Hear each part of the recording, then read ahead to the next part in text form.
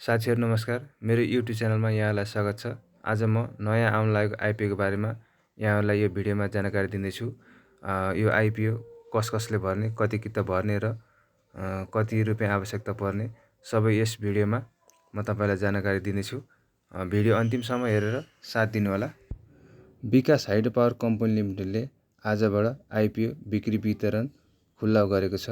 यस कम्पनीले आयोजना प्रभावित स्थानीय बासिन्दा र वैदेशिक रोजगारीमा रहेका नेपालीहरूको लागि आइपिओ बिक्री खुल्ला गर्न लागेको हो। यस कम्पनीले स्थानीय बासिन्दाको लागि 9,09,10,100 रुपैयाँ बराबरको रु 100 का दरले 9,09,9,101 किता सेयर बिक्री गर्न लागेको हो। त्यसमध्ये 3,63,640 किता गोर्खा जिल्ला धार्चे गाउँपालिका बस्ने 4 र 5 वडाका लागि बिक्री वितरण गर्दैछ भने 5,45,461 किता सेयर गोर्खा धार्चे 1, 2, 3, 6 र 7 वडाका बसोबास गर्ने बासिन्दालाई बिक्री खुल्ला गर्न लागेको हो।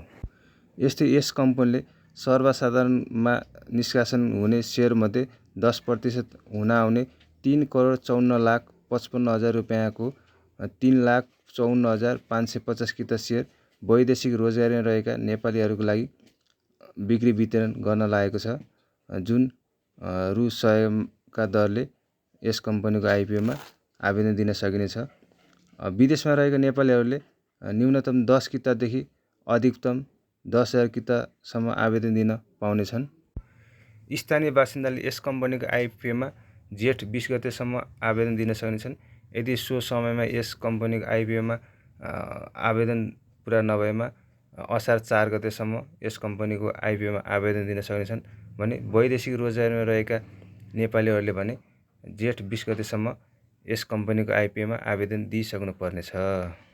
यस कम्पनीको आइपिओमा स्थानीय बासिन्दाले आयोजना कार्यालय प्रभु क्यापिटल कमलादी, हिमालयन बैंकको धार्चे शाखा र प्रभु बैंकको आरुपाद शाखा कार्यालयबाट आवेदन दिन सक्नेछन्।